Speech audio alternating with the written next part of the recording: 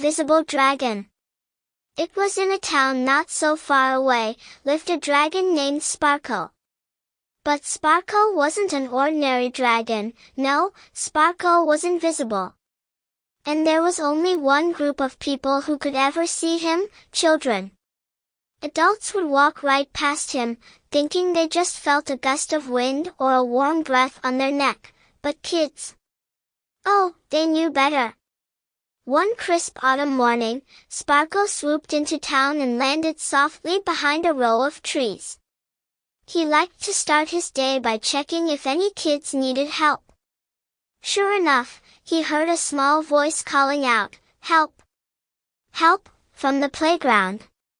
There stood Benny, a curious 8-year-old, scratching his head and staring at a shiny slide that had a traffic jam of kids waiting at the top. The problem? His shoe was stuck at the bottom. "Looks like you've got a sticky situation," Sparko chuckled, revealing himself to Benny. Benny's eyes widened. "Whoa! You're a dragon. And you're floating?" "Yep. And I'm here to help. I'm Sparko, the invisible dragon, at your service. Adults can't see me, but you can. Pretty cool, huh?" Sparko grinned, flapping his wings gently. Benny nodded, trying to stay calm. "Can you unstick my shoe? The other kids are getting pretty mad." Sparko studied the shoe. "Ah, that's no ordinary sticky situation. This looks like the work of the playground bubblegum gremlins." "Bubblegum gremlins?" Benny looked confused. "Oh, yes. They love to chew gum, then stick it under things for no reason. Sneaky little creatures," Sparko explained.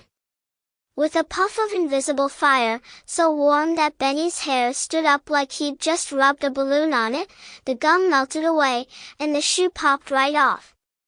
The kids at the top cheered and rushed down the slide. "Wow, thanks," Benny said, admiring his newly freed shoe. "Anytime." Sparko winked, disappearing into thin air. Later that day, Sparko found another child in need, Lily, a little girl whose kite was stuck in the tallest tree in the park. She tugged on the string, but it wouldn't budge. "Looks like we've got a kite in a tight spot," Sparko said, appearing beside her. Lily jumped. "A dragon. Wait, no one else can see you, right?" "Nope. Just you," Sparko said, his invisible wings rustling the leaves. "Now, let's get that kite down." With a mighty whoosh, Sparko flew up to the top of the tree, using his dragon breath to send a gentle gust of wind. The kite fluttered free, floating back down into Lily's hands. "Thank you, Sparko. I thought it was stuck forever." "Just doing my dragon duty," Sparko said, giving her a friendly salute before vanishing again. As the day went on, Sparko helped more kids. There was Timmy, who couldn't open his jar of peanut butter, Maya, who was nervous about her first soccer game, and even Emma, whose ice cream was melting too fast. The kids always giggled, amazed at how the invisible dragon seemed to know exactly what they needed, whether it was a bit of courage, a quick fix, or just someone to make them laugh. By the time the sun set and the stars started twinkling, Sparko stretched out on a fluffy cloud, feeling proud of his day's work. "Good night, little humans," he whispered softly. "I'll be back tomorrow for more invisible adventures."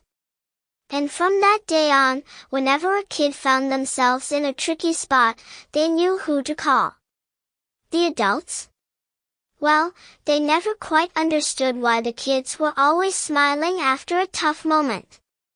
But the children? They knew they had a secret helper, a friend who was always nearby, ready to lend a wing when they needed it most. The end.